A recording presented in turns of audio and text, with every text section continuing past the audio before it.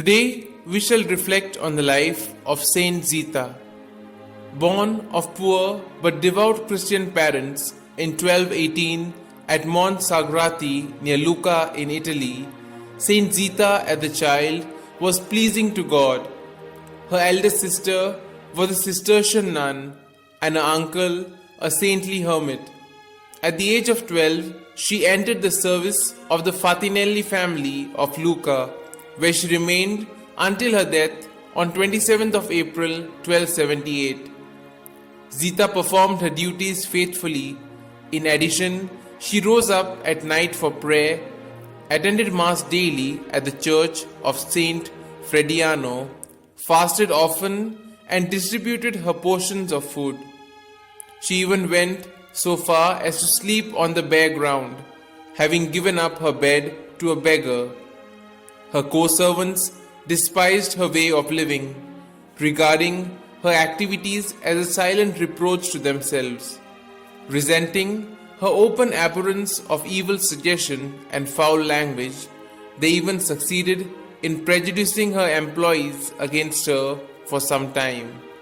She suffered calumny and contempt, but she endured every trial with singular meekness, patience, and submissiveness, and manifested to her enemies the divine magnanimity inspired by the pure love of God. At length, she overcame her enemies by her humility and forgiving attitude.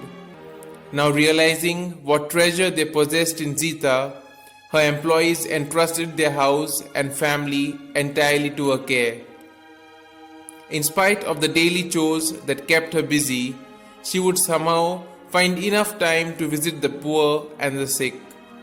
One Christmas Eve, as she was leaving for church, her master Pogano threw his fur coat over her, bidding her not to lose it.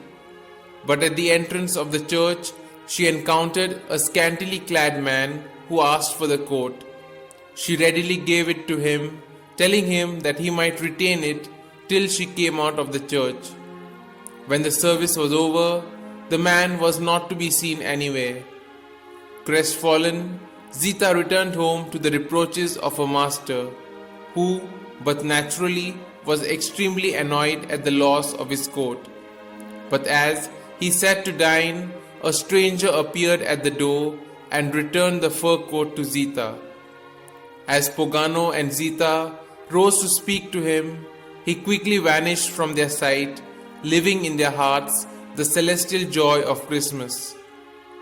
Ever since, the portal of San Frediano, where Zita met the stranger, has come to be known as the Angel Door. Two other miracles that stand out prominently in Zita's life are bread being baked by angels at Fatinelli while Zita was busy nursing the sick, and the replenishment of beans she had given away to the poor.